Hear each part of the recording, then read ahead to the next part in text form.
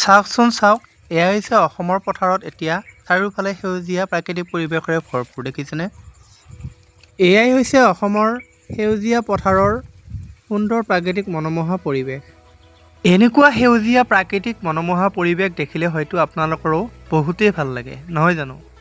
Hi hello' নমস্কাৰ guys, স্বাগতম জনাইছোঁ মোৰ নতুন এটি ভিডিঅ'লৈ। আজি মই উপস্থিত আছোঁ এখন মাকৈ খেতিৰ পথাৰত।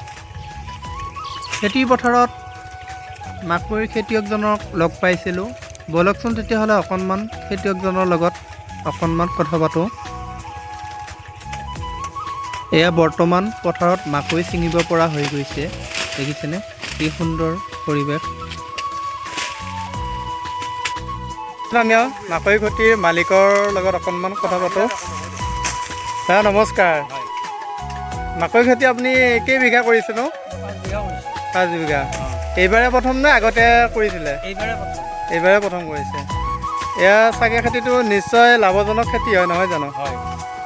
এইটো আপুনি প্ৰথম পৰিকল্পনা কৰিলে এই মাকৈ খেতিটো কৰাৰ কাৰণে, কি ভাবি আপুনি এই মাকৈ খেতিটো কৰাৰ কাৰণে পৰিকল্পনা কৰিলে? কাৰণত মানে এইবাৰ কিমানখিনি উৎপন্ন হয়, কিমানখিনি লাভৱান হয়, প্ৰথম এইবাৰ কৰিছে চালোঁ। হয়। কিন্তু এতিয়া গোটেইখিনি বেয়া দেখা নাই, ভালেই হৈছে মানে এটা থাকিব বুলি ভাবিছোঁ। ইয়াৰে পৰিকল্পনা যিটো বীজ ওলাই সেই বীজটো খাৰ ভিতৰত মাৰ্কেটত বিক্ৰী হ'ল, খাৰ ভিতৰত যাব নহয়।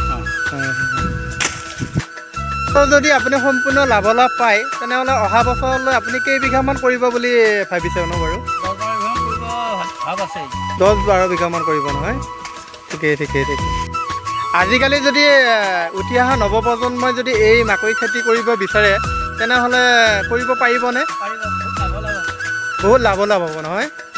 কিন্তু মনোযোগ খেতিটো কৰিব লাগিব, মনোযোগ দিব লাগিব, সাৰ দিব লাগিব, পানী দিব লাগিব, খাটনি কৰিব লাগিব। টাইম টেবুলত গোটেইখিনি কৰিব লাগিব। টাইম টেবুলত যে তেওঁ যিখিনি যদি কৰে তেওঁলোকে নিশ্চয় লাভালাভ হ'ব পাৰিব নহয়? হ'ব পাৰিব আৰু হ'ব, কাৰণ তেওঁলোকে টাইমত দিব লাগিব, সাৰ দিব লাগিব, পানী দিব লাগিব, খাটনি কৰিব লাগিব, সেই লাভালাভ পাব আৰু। হয়। ঠিকেই। ধন্যবাদ দেই, আহিলোঁ। কৃষকজনৰ মন্তব্যৰ পৰা আমি এটা কথাই গম পালোঁ যে আমাৰ উঠি অহা অসমীয়া যুৱকসকলেও যদি এনেদৰে মাকৈ খেতি কৰিবলৈ লয় তেনেহ'লে নিশ্চয় উপকৃত হ'ব পাৰিব। বৰ্তমান এই মাকৈ খেতি কৰি শিক্ষিত যুৱকসকল আগুৱাই যাব পাৰিব। আপোনালোকে হয়তো নিশ্চয় গম পালে কিমান এটা সুন্দৰ লাভজনক খেতি এই মাকৈ খেতি।